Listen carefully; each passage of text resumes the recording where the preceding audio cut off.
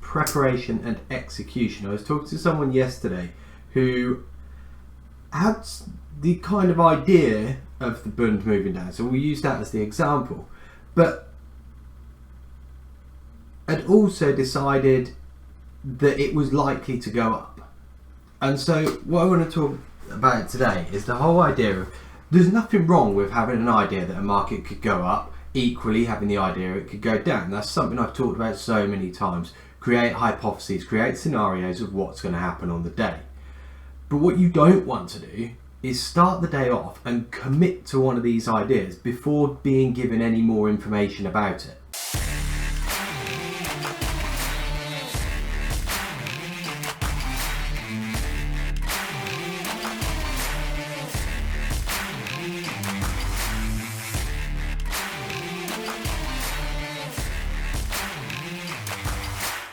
Any idea is great, and you need to have some kind of generated idea as to what's going to happen. Otherwise you come in blind and all you end up doing is you go set up, I'll trade that flag, that head and shoulders, that small 5-minute reversal candle, little bits of momentum, whatever it is, and you lose the picture of what you're actually trying to do. So what I'm going to look at here is a kind of links back to something I did a couple of weeks ago about the whole idea of once you've got an idea, you've then got to say to yourself, right, I'll take this idea, where does this become active, and also can I dismiss everything else? So one, it becomes active and then it becomes confirmed. So at what point can you say this is pretty much the only idea that's going to work now?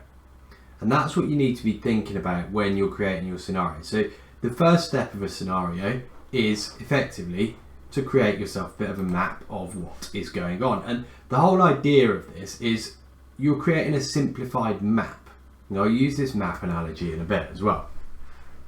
And the idea of what you're trying to do effectively is be able to say, right, I think the market is going to go from here.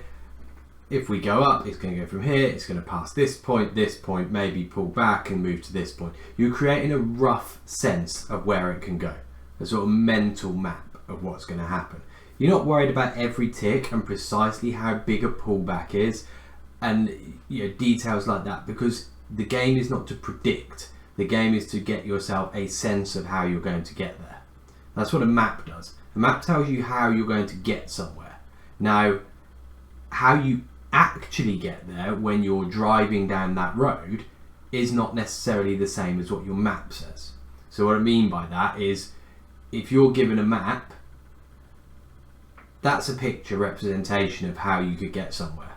It doesn't tell you what that road's going to be like, whether it's going to be potholes, and yes, I'm sure someone's going to say you could get much more detailed maps, yes. But a basic map is not going to show you the type of road it is. Is it a bumpy dirt track? Is it a motorway? Is it a particularly steep road? Is it a particularly congested road? You don't know any of those bits of information, and that's what you find out as the day goes on. But the idea is you create this map of where you're going to go, and what you've got to be able to do is you say to yourself, right, I've got the points where I'm going to say the idea of this going up is over, but equally you need a point that you can say, right, I now have a lot of conviction that this scenario over all of the others that I've got is the one that's going to play out. And what I'm talking about here is the idea of what I call a point where a trade becomes active. So at what point can you say, yes, this trade is now active, and then beyond that, I'm always looking for an additional point where you can kind of go, right, the trade has gone from active, where it's probably this scenario, to then it is definitely this scenario. And that's where your conviction can really grow, or where you can start to add even more risk onto a trade. What you also need to do as well is monitor what's going on.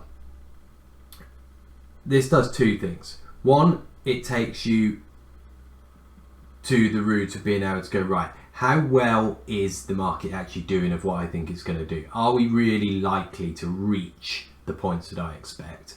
But also, this helps you in the future understand, because you're taking notes or at least consciously thinking through what's going on, in future, when you get back to these points, you'll know what happened there. So it's a way of kind of tracking the auctioning process, tracking what the market's actually doing as it gets to various different points. So let's go and have a little look at yesterday. So what I've got here, this is a 60-minute chart of the bund showing the last 3 weeks and Monday. So you're coming into yesterday's trade. And what I always say to people is look at the facts of what you've got, what information you've got, and then what you need to do, and what you're trying to do here by looking at these facts is you're able to then go, right, I've got this piece of information, what does this likely mean? And so therefore, where is a potential trade? So let's take a few of the different things. First up, failed inside week, i.e. we break out of this week's range to the upside and we failed to stay up above 2 weeks ago. That gives you a slightly bearish tilt. On the whole, we're in a sideways range.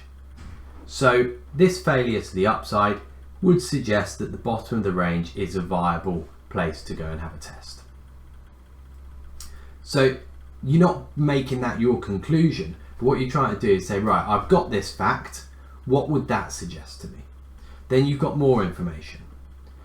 Last week, we've kind of pivoted around this area. We ran up on the Monday, spent the rest of the week above it, and then dropped down on the Friday, what I call a symmetrical reversal. So this area here around 46 to 42 is really key.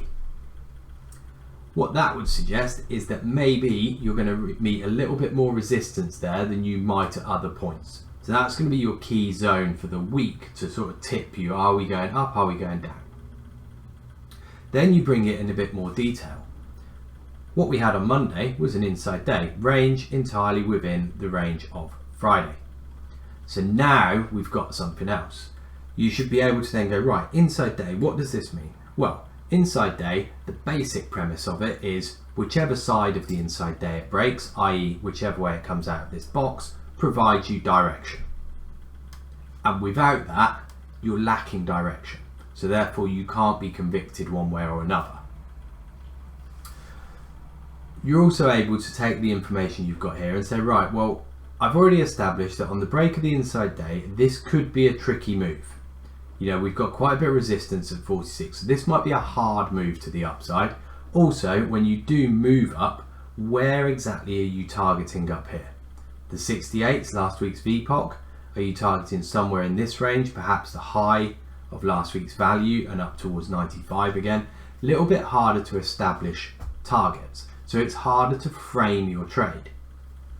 Downside, you may well be able to say, okay, break the inside day, we've got these bad lows from ECB. I talked about this last week on the idea of bad lows and suggested at some point we'd get back here. So downside's got a little bit cleaner targets. Doesn't mean that it's more likely to do it, but it means that your map is a little bit more clear in terms of what you're expecting to see, the direction of that movement. So that's the first bit. So basically we've established inside day and you're not going to have too much decision until we break it. And then you've got various different points on the way. Profile, what's this showing you? This is where you can perhaps get a little bit more information. Inside day, value's very well accepted in here. So you can see value entirely within the previous day. But within that, you've also got a ledge to the upside, TPO ledge, so a time ledge to the upside. You've also got this distinct spike of volume or volume ledge to the downside. So now we've got a couple of points that may give you a clue before the inside day break. So now you're looking at this thinking, okay, a trade could become active on a break of either of these points, either 07 or 27. So then on a break here, you're able to say, right, I think we're going to go up, or break here, I think we're going to go down to those same points that we established previously. Now you're not always going to get this, but what you're trying to do is get a sense for where direction may be established. It doesn't mean you have to execute, but it means that once below a certain point you can start thinking, yes, this scenario is more likely now.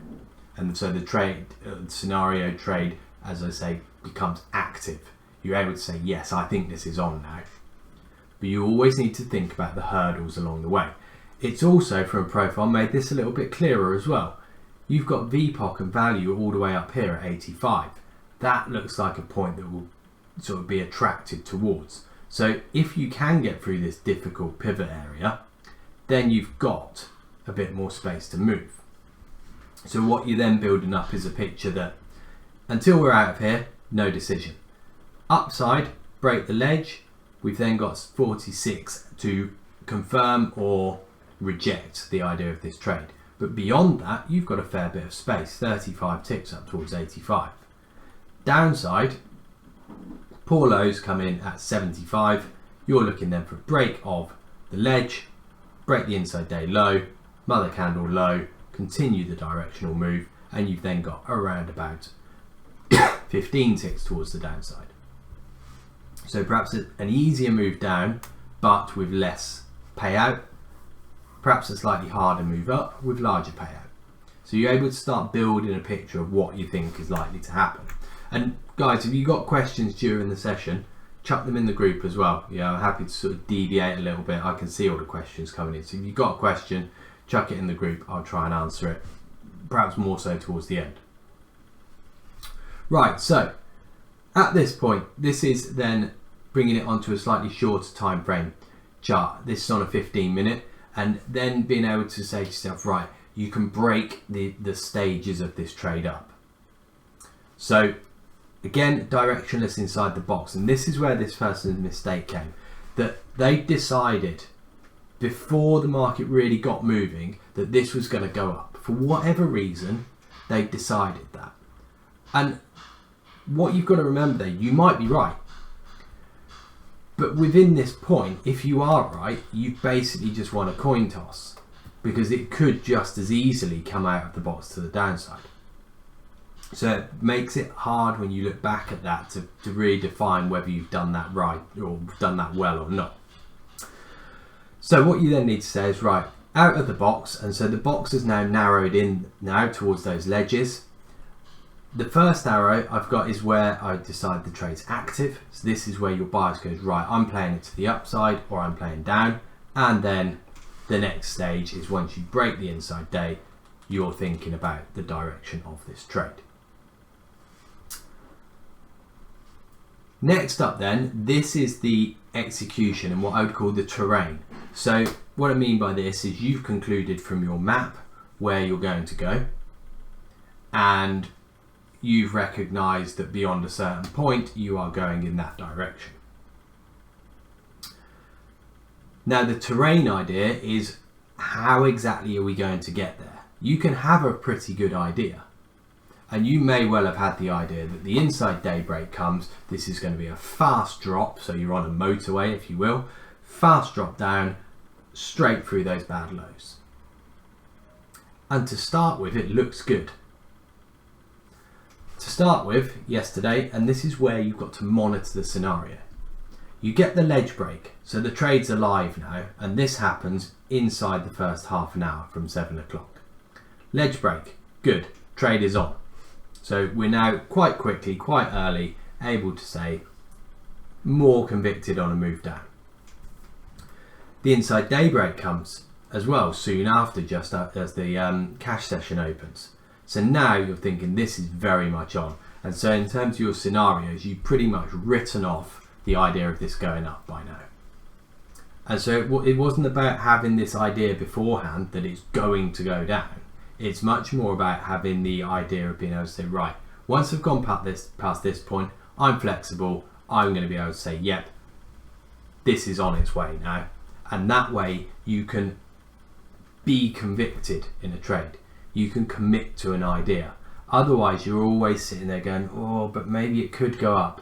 Maybe it might not do what I think it's going to do. This is where you prepare the idea, you prepare the scenario, the points where it becomes active, the points where it becomes confirmed, if you will. And then you can say to yourself, right, this is it. This is on now.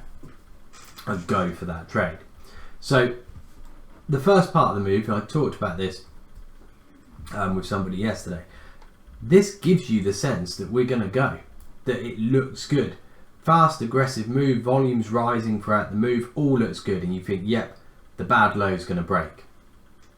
But this is where the terrain gets tricky, and this is where you need to be monitoring the move. Bounce back up towards the inside day, and a little bit of a push back inside, so it could end up catching a few people out. Doesn't, though, come back inside the initial balance, so the idea is still tilted to the downside.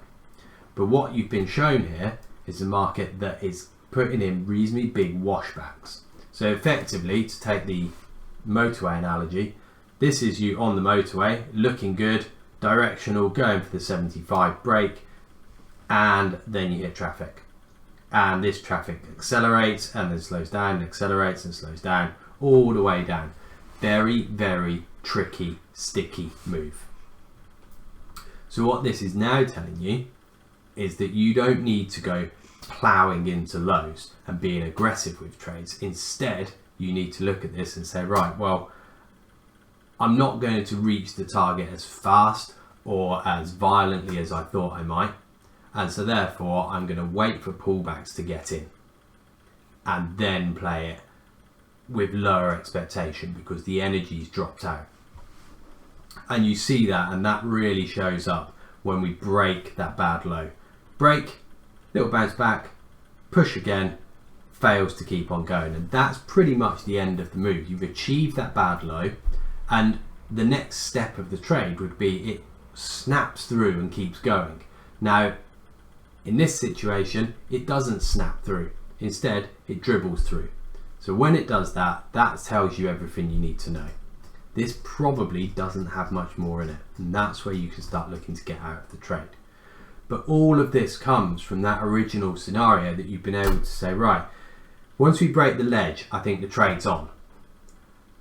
Once you break the inside day, very confident the trade's on. So whilst you're below 97, your view should be, I'm only looking for this to go down towards 75 and then potentially 58. It didn't do that, it didn't rake it all the way to 58, and that is partly to do with this very, very choppy action all the way down. So that monitoring of what's happening also helps you in understand that this was not a great move, that people don't really want it down there, didn't have the conviction on the move, and so it can therefore make it easier to roll back up. We're not seeing it flying up today, but we are seeing at least a little bit of a pullback on this, partly because this was a pretty weak attempt at breaking those bad lows and continuing. So I hope that's given you a little bit more on preparation. You know, whenever you're doing your preparation, always come up with multiple scenarios, but have a point where you're able to say, right, I'm going to exclude the others and commit to this, because without that, scenarios then just enable you to go, oh, but it could be this, it could be this, it could be this. You want to be able to say, right, it's not those now, it's this, I'm going for this. If you find this video interesting, if you want to go deep into the Axia training method and how our trading team of 7-figure traders develop setups and strategies and how they learn to build the most profitable trades across all market environments, then join me in this workshop. Now in this workshop, you're going to learn 3 powerful steps we use to train all our traders on both our London and our Poland trading desks to help build incredible levels of consistency. How to predictably understand which setups work and which don't. You're going to learn our 2 main strategies for how we perfect our trade timing before we enter every single trade. You're going to learn the VEL concept, which is our one and only technique we use to leverage our largest trades. You'll also learn how to avoid trading setups that don't work, how to avoid those large losses, and our main method we use to identify them that saves our traders significant amounts of capital. Finally, you will learn how our traders use the power of network learning to find market patterns quicker than ever before, so you shortcut that learning curve. In the workshop, we want to program your awareness of elite performance, to program your ability to choose the right setups, and program your ability to be a consistent trader. So the trades that you execute become more simple and clearer. And I can tell you this, you'll never see the markets the same again. You'll never look at the markets with a narrow view of getting lost in all the noise and confusion. You'll take your first step towards a deep edge market awareness. I cannot wait for you to join me in this workshop. And I think you're in for a massive paradigm shift in your understanding of how to develop as a trader. So join me by clicking on the top right-hand corner of the screen and sign up for this powerful training workshop, or visit elitetraderworkshop.com.